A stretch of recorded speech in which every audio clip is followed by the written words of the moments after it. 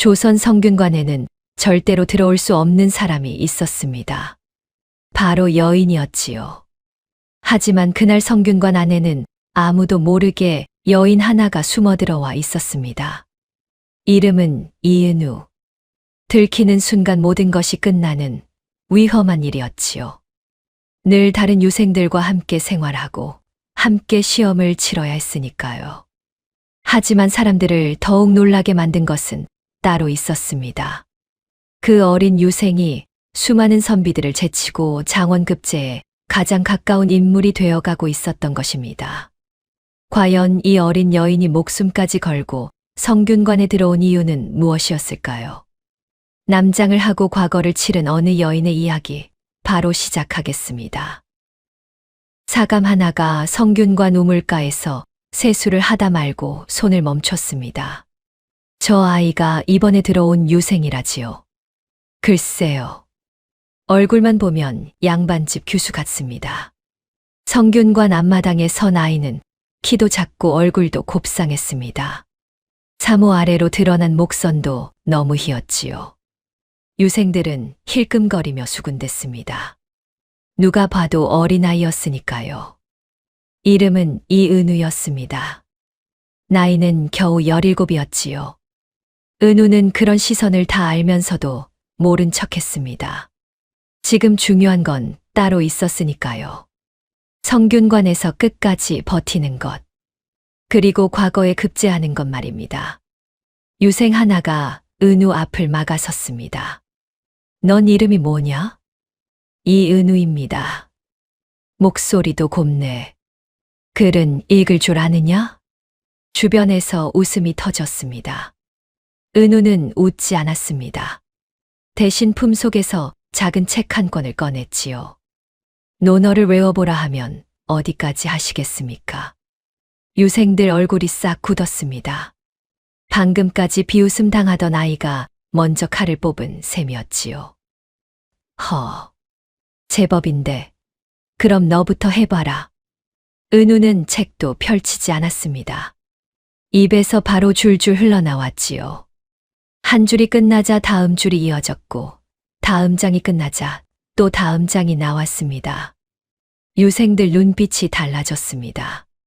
처음에는 웃던 얼굴이었는데 나중에는 입을 다물고 듣기만 했지요. 그날 저녁이었습니다. 성균관 선생이 다른 유생들 앞에서 은우를 불렀습니다. 이은우, 내가 쓴 답안을 다시 읽어보았다. 선생은 잠시 종이를 내려다보았습니다. 백성 이야기를 어찌 그리 썼느냐. 은우는 대답하지 못했습니다. 아버지 생각이 났기 때문이었지요. 어릴 적 아버지는 은우를 무릎에 앉혀놓고 늘 같은 말을 했습니다. 글은 사람을 살피는데 써야 한다. 벼슬아치들끼리 잘난 체 하는데 쓰면 안 되는 것이지. 은우는 그 말을 아직도 잊지 못했습니다. 선생은 종이를 접으며 말했습니다. 나이만 어렸지 글은 늙은 선비 같구나. 그날부터였습니다. 성균관 안에서 은우 이름이 조금씩 돌기 시작한 건 말이지요. 그 어린 유생 말이야. 경전을 통째로 외운다더라. 글솜씨도 심상치 않다더군. 하지만 은우는 마음을 놓지 못했습니다. 낮에는 유생들 틈에 끼어 글을 읽었고 밤에는 남들보다 늦게 씻으러 갔습니다. 늘 혼자 움직였지요. 그럴 수밖에 없었습니다. 조금만 들켜도 끝장이었으니까요. 어느 날 저녁이었습니다. 유생 서너 명이 은우의 방으로 들이닥쳤지요. 이은우, 같이 나가자. 지금 나가면 안 걸려. 어디를 말입니까? 술집이다. 공부만 하면 숨 막혀 죽는다. 은우 얼굴이 굳었습니다. 밖으로 나가면 위험했습니다. 술이라도 한 잔 들어가면 실수할지도 몰랐지요. 저는 책이나 더 읽겠습니다. 아니, 이놈이 또 빠지네? 혹시 여자라도 되는 게냐? 방 안에서 웃음이 터졌습니다. 은우는 손끝에 힘이 들어갔습니다. 하지만 얼굴은 태연한 척했지요. 제가 술을 못 마십니다. 사내 놈이 술을 못 마셔. 몸이 약합니다. 유생 하나가 은우 어깨를 툭 밀었습니다. 어쩐지 약골처럼 보이더라고. 은우는 그대로 몸을 굽혔습니다.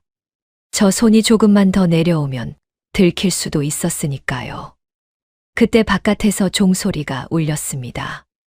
사감이 순찰을 도는 시간이었지요. 유생들이 혀를 차며 밖으로 나갔습니다. 재미없는 놈. 다음엔 꼭 끌고 나간다. 문이 닫히자 은우는 그제야 숨을 길게 내쉬었습니다. 손바닥에 식은땀이 번졌지요. 그렇게 2해를 버텼습니다. 놀림을 버티고 외로움을 버티고 들킬 뻔한 순간들을 아슬아슬하게 넘기면서요. 주변에서는 은우가 독하다고들 했습니다. 그 독함이 어디서 나오는지는 아무도 몰랐지요. 은우는 말하지 않았습니다. 말할 수 없었습니다. 그저 이를 악물고 버텼습니다. 반드시 과거에 붙어서 조정으로 들어가야 한다는 마음 하나만을 붙들고서요. 그 이유를 알려면 은우가 처음 머리를 자르던 날 밤으로 거슬러 올라가야 했습니다. 몇 해 전이었습니다. 은우의 아버지 이준목이 군량 문서를 처음 붙잡은 날은 임금과 세자가 참석한 경연이 끝난 뒤였습니다. 홍문관의 이준목은 임금의 총애를 받는 학자였습니다. 글이 뛰어났고 성품도 고đạt지요. 조정 안에서는 곧 직제하게 제수될 것이라는 말까지 돌고 있었습니다. 하지만 이준목은 그런 말에 크게 마음 두는 사람이 아니었습니다. 벼슬보다 그를 더 좋아했고 사람들 앞에 나서는 일보다 책 앞에 앉아있는 시간을 더 편하게 여겼지요. 그래서인지 조정 안에는 이준목을 답답하게 보는 사람도 많았고 실제로도 그랬습니다. 이준목은 사람을 쉽게 믿었고 윗사람 눈치를 살피는 법도 몰랐습니다. 잘못된 일이 보이면 그냥 지나치지 못했지요. 그날도 마찬가지였습니다. 군량 문서를 검토하던 이준목은 문득 손을 멈췄습니다. 숫자가 이상했던 것이지요. 분명 지난 기록과 맞지 않았습니다. 이준목은 다시 장부를 펼쳤습니다. 한 번, 그리고 또 한 번. 볼수록 이상했습니다. 사라진 군량미 양이 너무 컸습니다. 단순한 착오라고 보기 어려운 수준이었지요. 이준목은 곧바로 옆에 있던 관리에게 장부를 내밀었습니다. 여기 이 부분을 좀 보게. 동료는 처음에는 대수롭지 않게 넘겨보았습니다. 하지만 얼마 지나지 않아 얼굴빛이 달라졌지요. 날이 이건 건드리면 안 될 것 같습니다. 이준목은 이해할 수 없다는 표정을 지었습니다. 그게 무슨 말인가? 여기 이것들을 보고도 그냥 넘어가라는 건가? 너무 위험합니다. 이런 걸 만질 수 있는 자라면 그 위에 누가 있는지 알 수 없습니다. 우리가 감당할 수 있는 인물이 아닐 겁니다. 조용히 덮으시지요. 이준목의 눈살이 찌푸려졌습니다. 본 걸 못 본 척 하라니? 동료는 주변을 살폈습니다. 얼마 후면 직제하게 제수되십니다. 시기가 좋지 않습니다. 이번만은 못 본 척 하십시오. 하지만 이준목은 끝내 물러서지 않았습니다. 잘못된 것을 보고도 침묵하면 어찌 국록을 받는 신하라 하겠는가. 동료는 깊은 한숨을 내쉬었습니다. 그날 밤, 이준목은 집으로 돌아와서도 장부를 다시 펼쳐보았습니다. 숫자를 하나하나 짚어가던 이준목은 결국 굿을 들어 잘못된 부분 옆에 작은 표시를 남겼지요. 그 모습을 어린 은우가 가만히 바라보고 있었습니다. 은우는 원래부터 글 읽는 재주가 남달랐습니다. 한 번 읽은 글은 좀처럼 잊지 않았고 뜻도 또래 아이들보다 훨씬 깊게 이해했지요.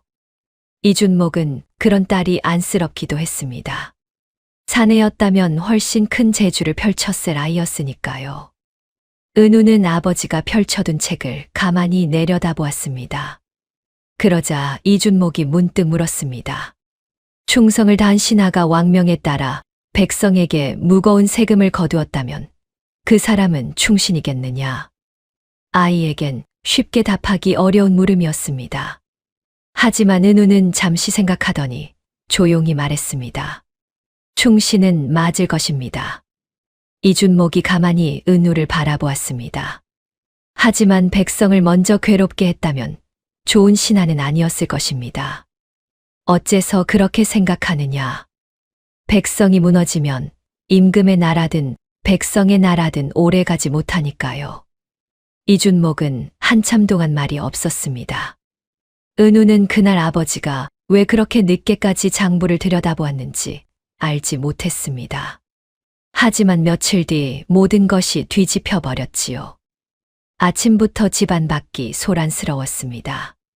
거친 발소리가 들리더니 대문이 거칠게 열렸습니다. 의금부 군관들이 들이닥친 것이었습니다. 홍문관 전한 이준목은 명을 받들라. 어머니 얼굴이 순식간에 하얗게 질렸습니다. 은우는 겁에 질린 채 아버지 옷자락만 붙잡고 있었지요. 하지만 이준목은 끝까지 무슨 일인지 이해하지 못하는 눈치였습니다. 난데없이 무슨 일인가?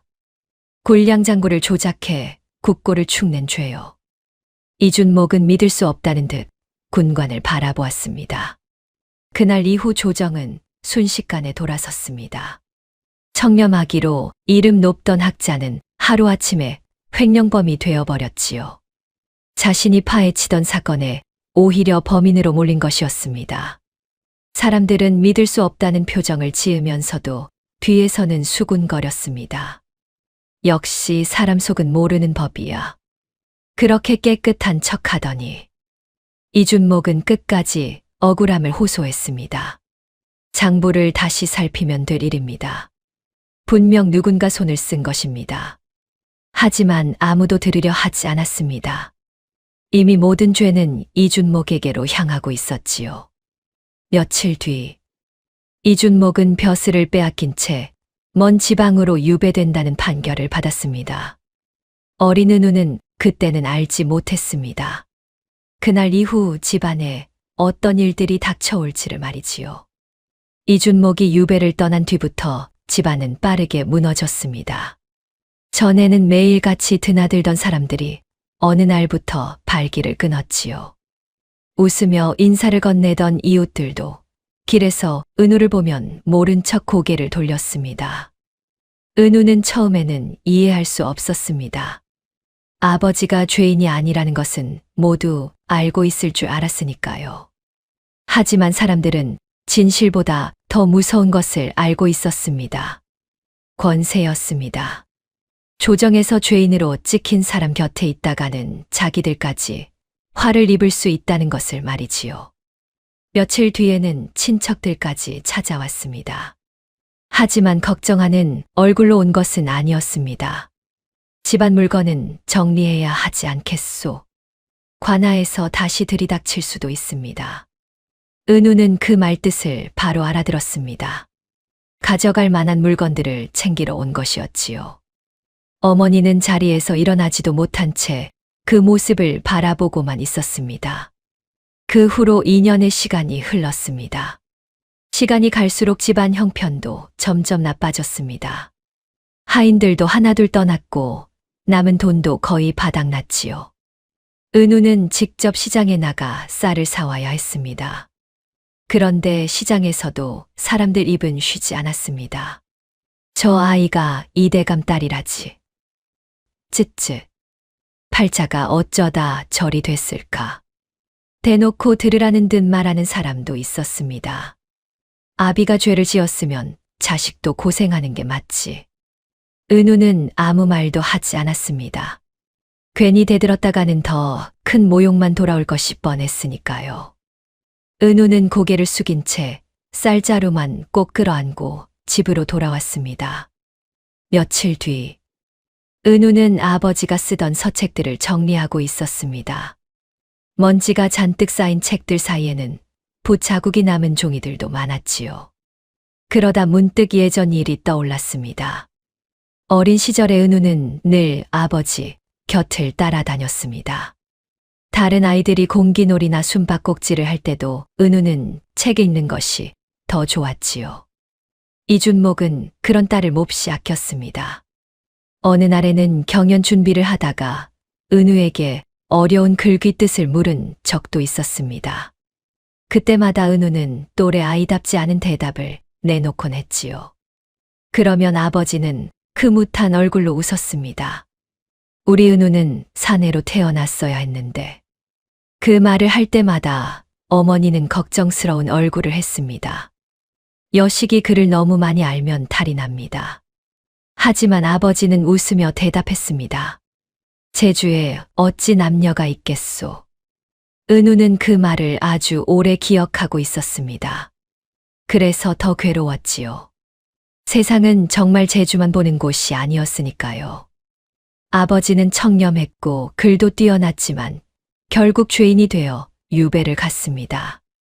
그리고 은우는 여인이라는 이유만으로 아무것도 할 수 없었습니다.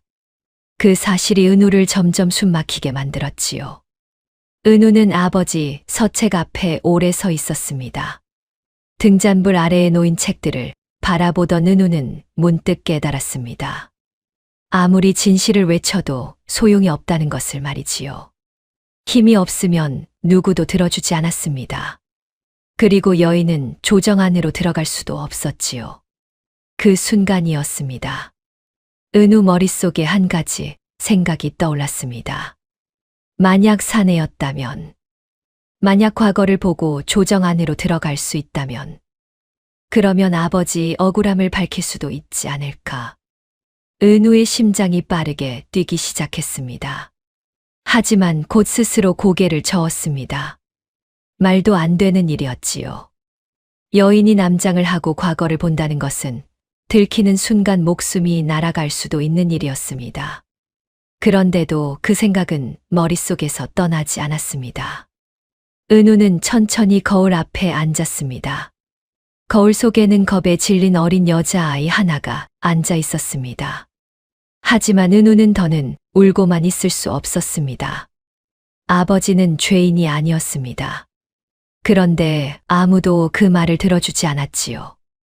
은우는 천천히 머리끈을 풀었습니다. 길게 흘러내린 머리카락이 어깨 아래로 떨어졌습니다.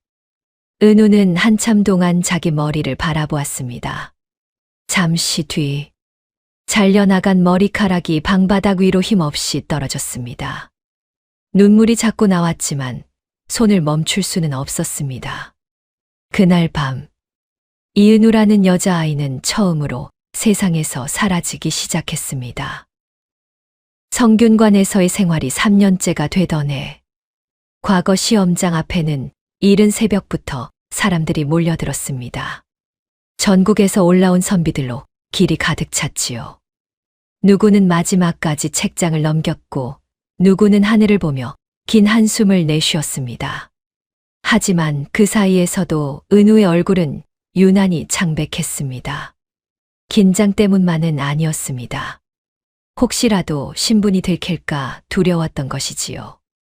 시험장 안에서는 관리들이 응시자들의 얼굴을 하나하나 살피고 있었습니다. 은우는 손끝에 식은땀이 맺히는 것을 느꼈습니다. 그때 옆에 서 있던 선비 하나가 은우를 힐끗 바라보며 말했습니다. 자네는 나이가 얼마나 되는가? 20살입니다. 20살. 선비는 믿기 어렵다는 얼굴로 은우를 다시 바라보았습니다. 15쯤 되는 줄 알았네. 주변에서 웃음소리가 들렸습니다. 은우는 억지로 웃는 척했지만 속은 타들어가고 있었지요. 그 순간 멀리서 시험 시작을 알리는 소리가 울렸습니다. 선비들이 한꺼번에 안으로 움직이기 시작했습니다. 은우는 깊게 숨을 들이쉰 뒤 사람들 사이로 발걸음을 옮겼습니다. 시험장은 조용했습니다. 붓 긁는 소리만 들렸지요.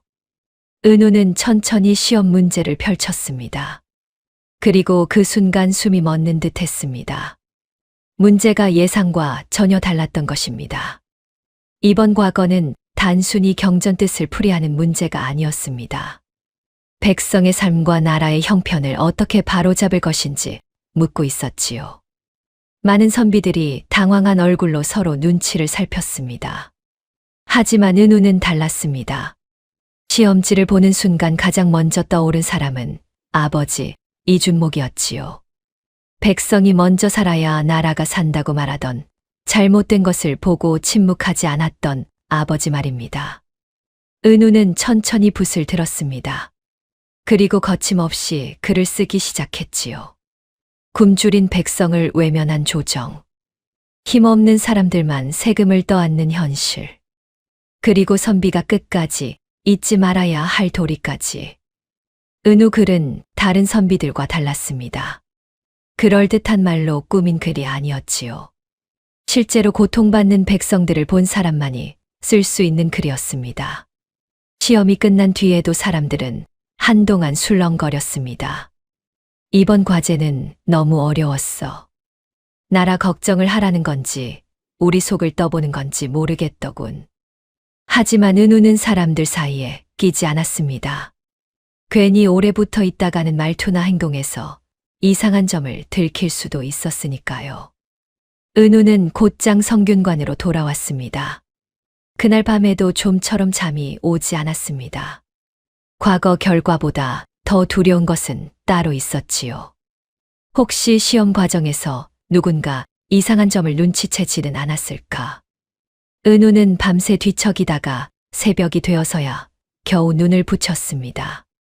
며칠 뒤였습니다. 장원급제자를 발표하는 날이 되었지요. 한양거리에는 아침부터 사람들이 몰려들었습니다. 과거 급제자 이름이 붙는 방 앞에는 선비들이 빽빽하게 서 있었지요. 은우 역시 사람들 틈에 섞여 있었습니다. 그런데 갑자기 앞쪽에서 큰 소리가 터졌습니다. 장원이다. 장원급제자가 나왔다.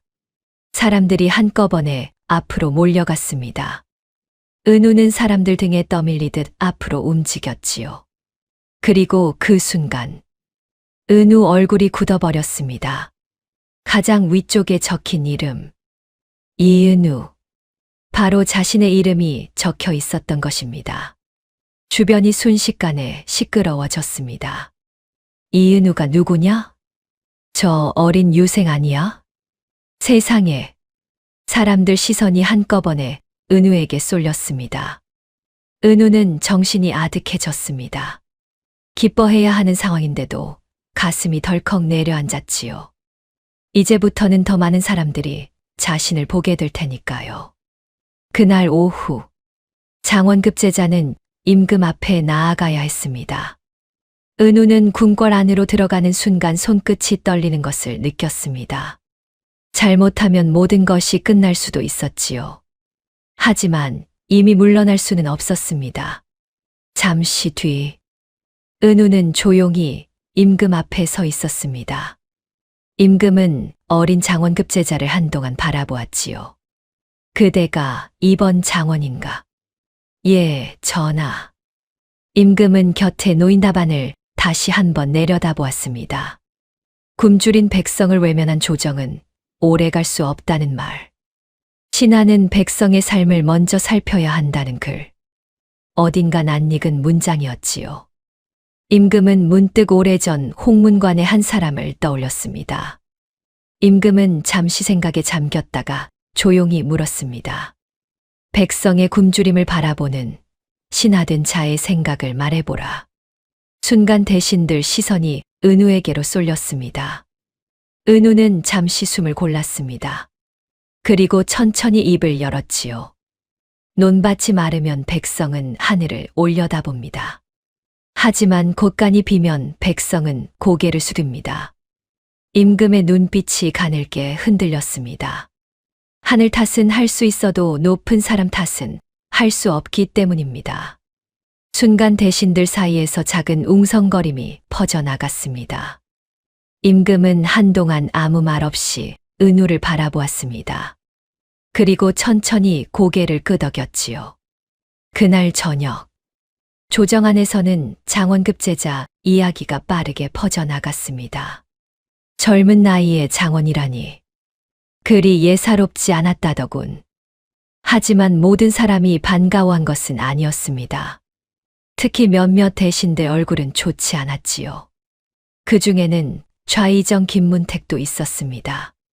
김문택은 장원급제 답안을 직접 읽어본 뒤 한동안 말이 없었습니다.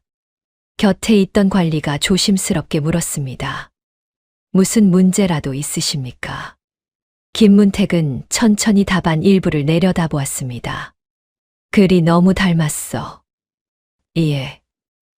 오래전 어떤 사람을 보는 것 같구나. 관리의 얼굴이 굳었습니다. 혹시 이준목 말씀입니까? 김문택은 대답 대신 답안을 접었습니다. 그리고 낮은 목소리로 말했지요. 장원급제라. 재미있는 아이가 들어왔군. 며칠 뒤 은우는 홍문관 수찬에 제수된다는 소식을 듣게 되었습니다. 주변 유생들은 모두 놀라움을 감추지 못했지요. 장원급제하더니 곧장 홍문관이야? 정말 크게 출세했구나. 하지만 은우의 얼굴은 밝지 않았습니다. 홍문관. 바로 아버지 이준목이 몸담았던 곳이었기 때문입니다. 은우는 떨리는 손으로 임명교지를 붙잡았습니다. 이제 정말 조정 안으로 들어가게 된 것이지요. 그리고 그곳에는 아버지를 무너뜨린 사람들이 있었습니다. 홍문관으로 들어가는 날 아침이었습니다. 은우는 관복을 입은 자기 모습을 한참 바라보았습니다. 불과 몇 년 전까지만 해도 시장에서 쌀자루를 끌어안고 사람들 눈치를 보던 아이였지요. 그런데 이제는 조정관리가 되어 궁 안으로 들어가고 있었습니다. 은우는 긴 숨을 내쉰 뒤 천천히 안으로 발걸음을 옮겼습니다. 홍문관 관리들은 새로 들어온 젊은 수찬을 신기한 눈으로 바라보았습니다. 저 아이가 이번 장원급제자인가? 나이가 너무 어려 보이는데. 사람들 시선이 쏠릴 때마다 은우의 심장은 철렁 내려앉았습니다. 괜히 오래 말을 섞으면 들킬 것만 같았지요. 은우는 최대한 짧게 대답하며 사람들을 피했습니다. 다행히 홍문관 일은 생각보다 바빴습니다. 경연에 올릴 글을 정리해야 했고 대신들이 올린 문서도 살펴야 했지요. 덕분에 사람들은 금세 은우를 신경 쓰지 않게 되었습니다. 하지만 은우는 하루도 마음을 놓을 수 없었습니다. 특히 밤이 가장 힘들었지요. 관복을 벗고 몸에 감은 붕대를 다시 조일 때마다 숨이 턱 막혔습니다. 조금만 방심해도 모든 것이 끝날 수 있었으니까요. 며칠 뒤였습니다. 은우는 문서를 정리하다가 우연히 오래된 장계 묶음을 발견했습니다. 먼지가 잔뜩 쌓인 문서였습니다. 은우는 무심코 이름을 확인하다가 순간 손을 멈췄습니다. 이준목. 분명 아버지 이름이 적혀 있었던 것입니다. 은우는 숨을 죽인 채 주위를 살폈습니다. 다행히 주변에는 아무도 없었지요. 은우는 급히 문서를 펼쳤습니다. 그 안에는 군량 관련 기록들이 남아 있었습니다. 그리고 종이 한쪽에는 익숙한 붓글씨가 적혀 있었지요. 숫자가 맞지 않는다. 아버지 글씨였습니다. 은우는 손끝이 떨리는 것을 느꼈습니다. 아버지는 정말 무언가를 발견했던 것입니다. 그 순간이었습니다. 뒤에서 사람 목소리가 들렸습니다. 거기서 무엇 하는가? 은우 심장이 철렁 내려앉았습니다. 돌아보니 홍문관 관리 하나가 서 있었습니다. 은우는 재빨리 문서를 덮었습니다. 문서를 정리하고 있었습니다. 혼자 남아서. 예. 관리는 수상하다는 눈으로 은우를 바라보았습니다. 이곳 문서는 함부로 건드리는 게 아닐세. 명심하겠습니다. 다행히 관리가 더 캐묻지는 않았습니다. 하지만 은우 등줄기에는 식은땀이 흘러내리고 있었지요. 그날 이후 은우는 더 조심하기 시작했습니다. 낮에는 아무렇지 않은 척 문서를 정리하고 밤이 되면 사람들 눈을 피해 조금씩 기록을 살폈지요. 그러다 은우는 이상한 사실 하나를 더 깨닫게 되었습니다. 아버지 이름이 들어간 기록들만 유난히 정리가 엉망이었다는 것입니다. 은우는 점점 확신하게 되었습니다. 누군가 일부러 흔적을 지우고 있다는 것을 말입니다. 며칠 뒤, 은우는 경연 준비를 위해 대신들 앞에 서게 되었습니다. 그 자리에는 좌의정 김문택도 있었습니다. 김문택은 처음부터 은우를 조용히 지켜보고 있었지요. 자네가 이은우인가? 예, 대감. 나이에 비해 그리 제법이라 들었네. 은우는 고개를 숙였습니다. 과찬이십니다. 김문택은 잠시 은우 얼굴을 바라보더니 낮게 웃었습니다. 그런데 이상하군. 은우의 심장이 움찔했습니다. 무엇이 말씀이십니까? 글 쓰는 버릇이 낯익어. 은우의 손끝에 힘이 들어갔습니다. 김문택은 천천히 말을 이었지요.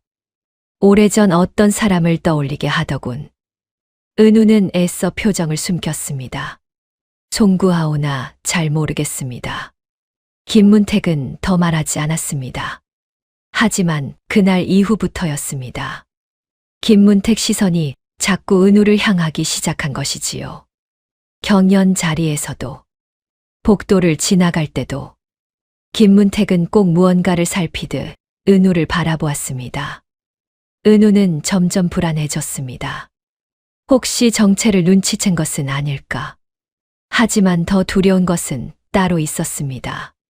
김문택이 아버지 사건과 관련되어 있다는 느낌이 점점 강해지고 있었던 것이지요. 그날 밤이었습니다. 은우는 다시 몰래 서고 안으로 들어갔습니다. 그리고 오래된 문서함 하나를 조심스럽게 열었습니다. 그 안에는 뜯겨나간 종이 조각 하나가 남아 있었지요. 은우는 희미하게 남은 글씨를 들여다보았습니다. 굴량미 5천서. 딱 거기까지만 남아 있었습니다. 나머지는 누군가 일부러 찢어버린 듯 했습니다. 그 순간 밖에서 발소리가 들려왔습니다. 은우는 급히 문서함을 닫았습니다. 발소리는 점점 가까워지고 있었지요. 은우는 숨을 죽인 채 책장 뒤로 몸을 숨겼습니다. 잠시 뒤, 서고 문이 열렸습니다. 그리고 안으로 들어온 사람은 다름 아닌 김문택이었습니다. 은우 얼굴이 굳어버렸습니다. 김문택은 천천히 주변 문서들을 살펴보았습니다. 그러다 은우가 방금 열었던 문서함 앞에서 걸음을 멈추었지요. 은우는 숨소리조차 내지 못했습니다.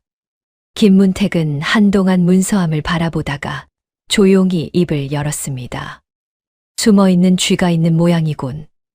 은우 등골이 서늘해졌습니다. 김문택이 서고 안으로 들어온 그날 이후였습니다. 은우는 더는 예전처럼 마음 놓고 움직일 수 없게 되었지요. 은우는 최대한 태연한 척했습니다.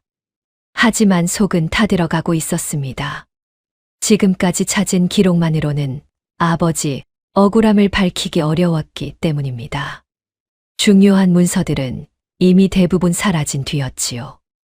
며칠 뒤, 은우는 우연히 홍문관 늙은 관리 하나와 이야기를 나누게 되었습니다. 오래전 이준목과 함께 일했던 사람이었지요. 은우는 조심스럽게 아버지에 대해 물었습니다. 왜 갑자기 그 사람 이야기를 하는가? 청렴한 분이었다고 들었습니다. 관리는 한동안 주변 눈치를 살폈습니다. 그리고 조용한 목소리로 말했지요. 원래는 직제학 자리에 오를 분이었네. 그런데 어찌 그리 되신 것입니까? 주위에 입이 많으면 오래 못 사는 법이지. 은우는 가슴이 철렁 내려앉았습니다. 늙은 관리는 더는 말을 잇지 않았습니다. 하지만 그 표정만으로도 충분했지요. 아버지는 정말 무언가를 건드린 것이었습니다. 그날 밤 은우는 다시 서고 안으로 들어갔습니다.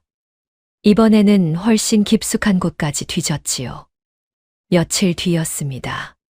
조정에서는 군량 문제를 두고 대신들 말다툼이 벌어졌습니다. 백성들 세금이 계속 늘어나고 있었기 때문입니다. 대신들은 서로 책임을 미루기 바빴지요. 그 모습을 지켜보던 은우는 결국 참지 못했습니다. 전하, 조정안이 조용해졌습니다. 젊은 수찬이 갑자기 입을 열었기 때문입니다. 임금이 은우를 바라보았습니다. 할 말이 있는가? 은우는 천천히 앞으로 나섰습니다. 백성들이 굶주리는 이유는 흉년 때문만이 아니옵니다. 대신들 얼굴이 굳어졌습니다. 은우는 말을 이었습니다. 군량 관리가 제대로 이루어지지 않는다면 아무리 세금을 거두어도 백성 삶은 나아질 수 없사옵니다. 순간 몇몇 대신들이 불쾌한 표정을 지었습니다. 저자가 지금 누구를 탓하는 것인가? 감히 조정을 의심하는 것이냐? 하지만 은우는 물러서지 않았습니다. 소신은 다만 장부를 다시 살펴야 한다고 생각할 뿐이옵니다. 그 말을 들은 순간 김문택 눈빛이 달라졌습니다. 김문택은 천천히 은우를 바라보았습니다. 조정안 공기가 완전히 달라져 있었지요. 그 후로 대신들 사이에서는 젊은 수찬 이야기가 빠르게 퍼지기 시작했습니다. 하는 말이 예전 이준목을 닮았더군. 괜한 일에 끼어드는 것 아닌가 모르겠어. 은우 역시 알고 있었습니다. 이제 자신도 위험해졌다는 것을 말이지요. 그날 밤, 은우는 혼자 방 안에 앉아 아버지 일을 떠올렸습니다. 왜 아버지가 끝까지 물러서지 않았는지 이제야 이해가 되었지요. 백성들이 굶고 있는데 모른 척할 수 없었던 것입니다. 은우는 천천히 품 안에서 찢긴 장부 조각을 꺼냈습니다. 그리고 작은 목소리로 중얼거렸지요. 아버님 말씀은 틀리지 않았습니다. 하지만 동시에 은우는 깨닫고 있었습니다. 진실만으로는 이길 수 없다는 것도 말이지요.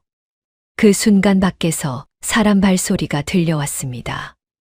은우는 재빨리 장부 조각을 숨겼습니다. 잠시 뒤 방문 밖에서 낮은 목소리가 들렸지요. 나리. 은우 심장이 철렁 내려앉았습니다.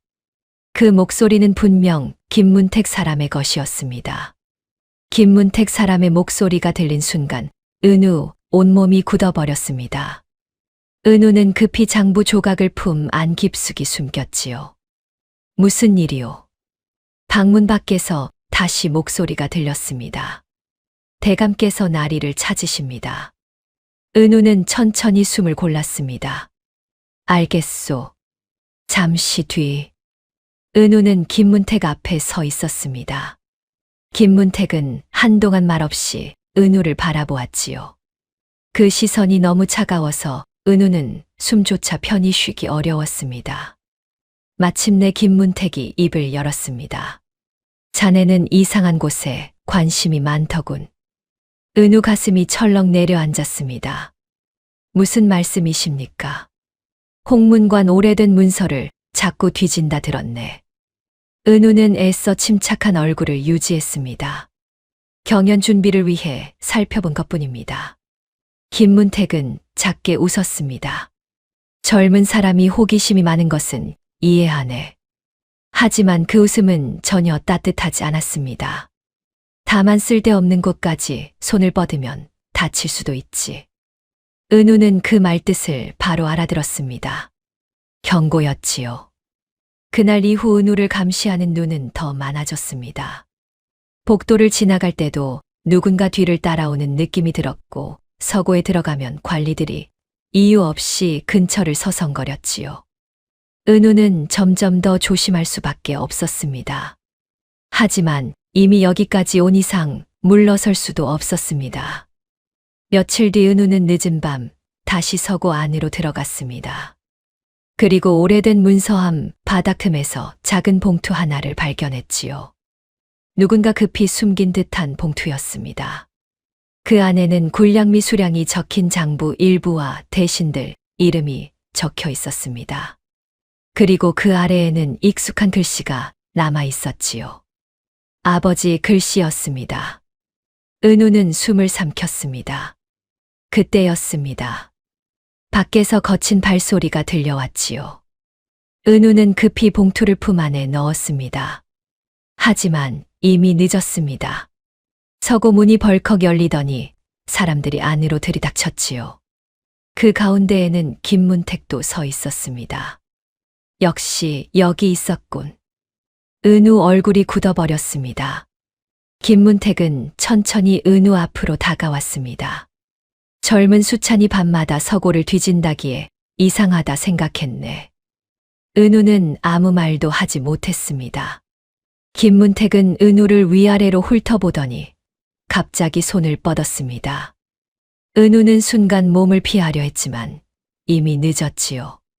김문택 손이 은우 옷깃을 거칠게 잡아당겼습니다. 그 순간 품 안에 숨겨두었던 붕대 일부가 밖으로 드러났습니다. 주변 관리들 얼굴이 순식간에 굳었습니다. 김문택 눈빛도 싸늘하게 변했지요. 이상하군. 은우는 숨이 막히는 기분이 들었습니다. 김문택은 천천히 입을 열었습니다.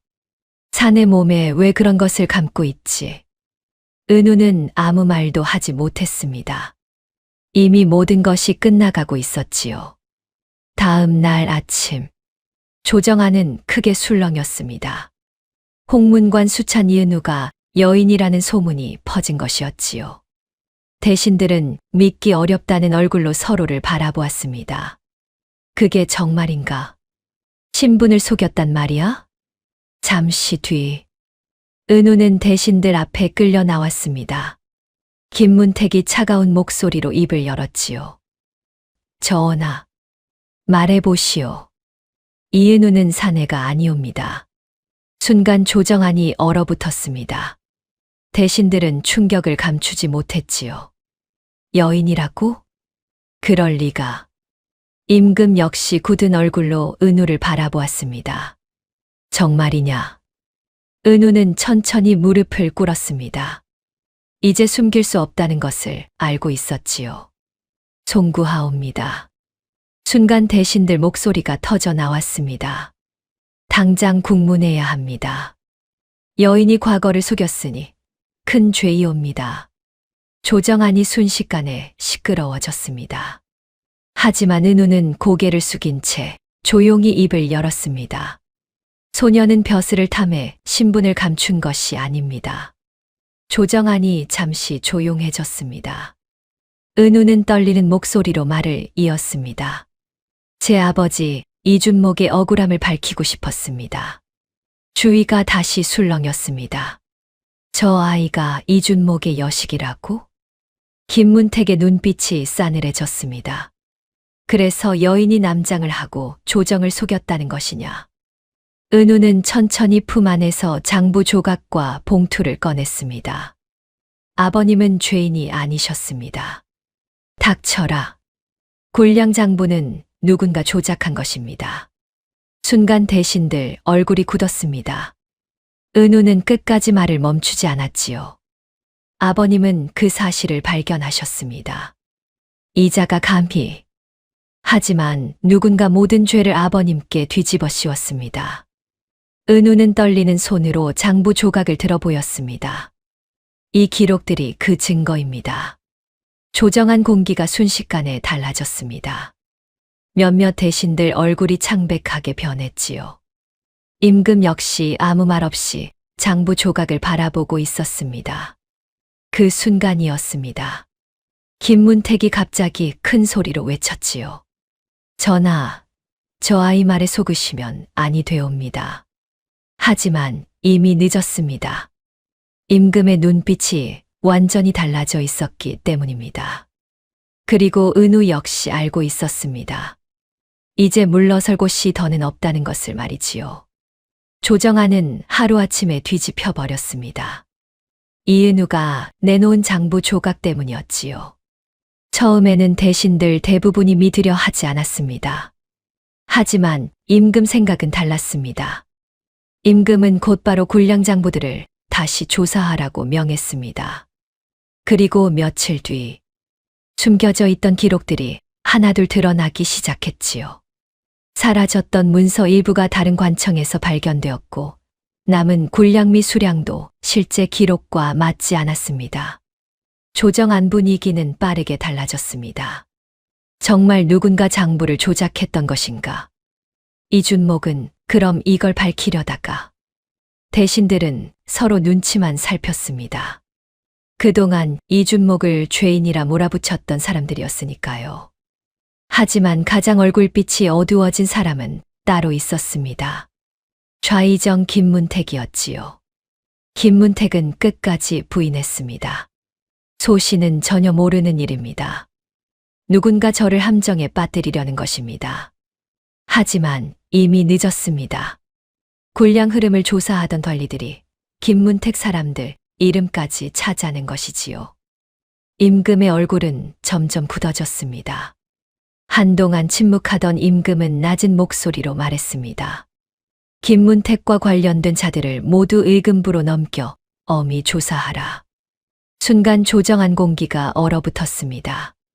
임금은 천천히 김문택을 바라보았습니다.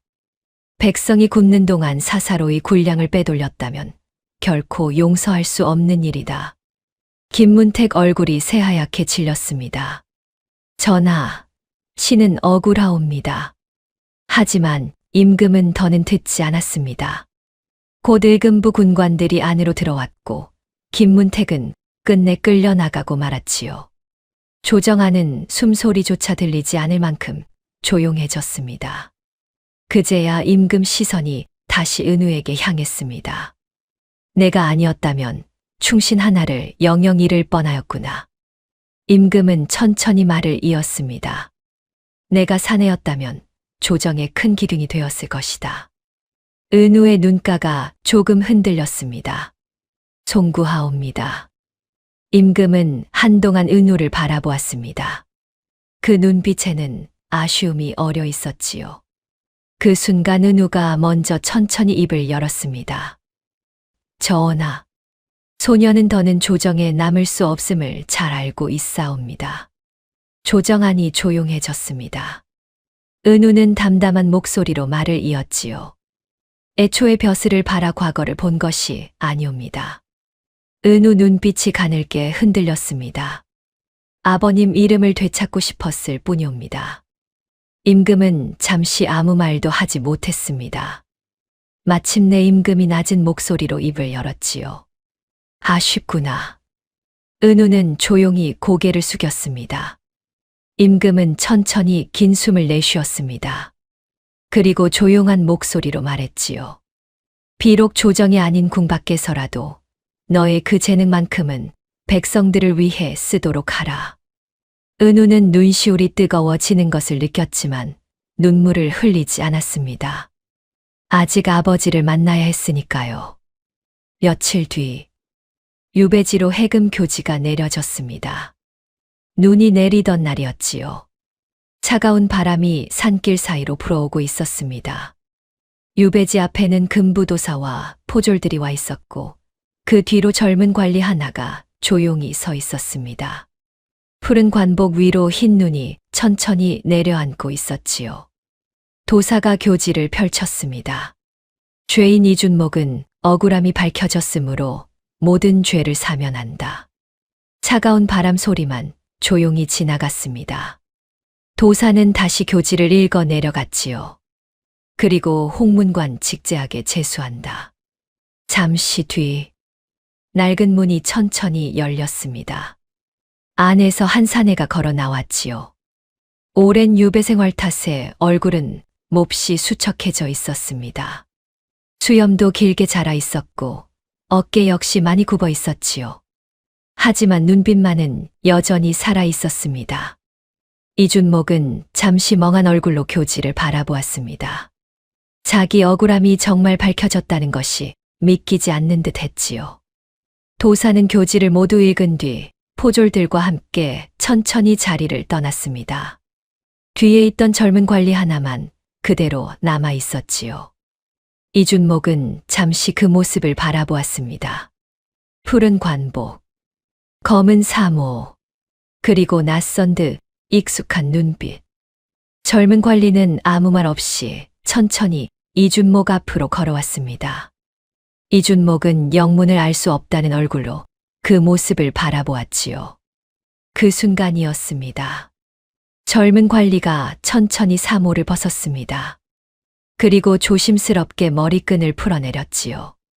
검은 머리카락이 눈발 사이로 길게 흘러내렸습니다. 그제야 이준목의 눈빛이 크게 흔들렸습니다. 젊은 관리는 떨리는 목소리로 입을 열었습니다. 아버지. 그 순간 이준목 손끝이 가늘게 떨리기 시작했습니다. 한참 동안 아무 말도 하지 못하던 이준목은 천천히 딸 앞으로 걸어왔습니다. 그리고 믿을 수 없다는 얼굴로 은우를 바라보았지요. 은우야. 은우는 애써 웃으려 했지만 끝내 참지 못하고 눈물을 떨구었습니다. 하지만 소리내어 울지는 않았습니다.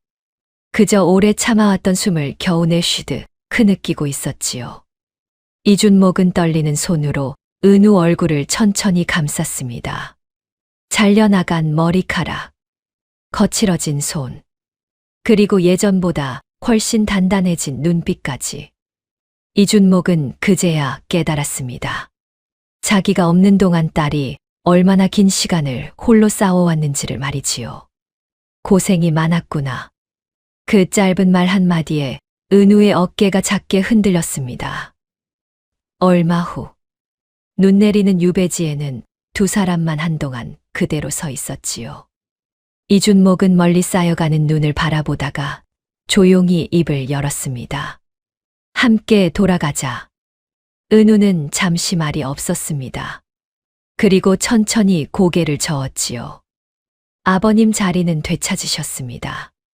이준목 눈빛이 흔들렸습니다. 은우는 작은 미소를 지으며 말을 이었습니다.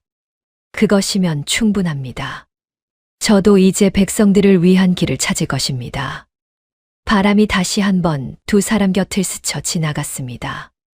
그리고 그날, 눈 내리던 유배지에는 오랫동안 잃어버렸던 한 사람의 이름이 조용히 돌아오고 있었습니다. 훗날 사람들은 그 이야기를 잊지 않았습니다. 장원급제한 어린 선비가 사실은 아버지를 구하러 온 여인이었다고요. 성균관을 버티고 홍문관에 들어가고 조정을 흔들고 끝내 진실을 밝혀낸 여인이었다고 말이지요. 그 이름은 이은우였습니다. 오늘 이야기가 마음에 잔잔한 여운을 드렸다면 앞으로도 좋은 이야기로 찾아뵐 수 있도록 구독과 좋아요를 눌러주시기 바랍니다. 오늘도 평안과 행복이 가득한 하루 되시길 기원하겠습니다. 꼬마야담이었습니다.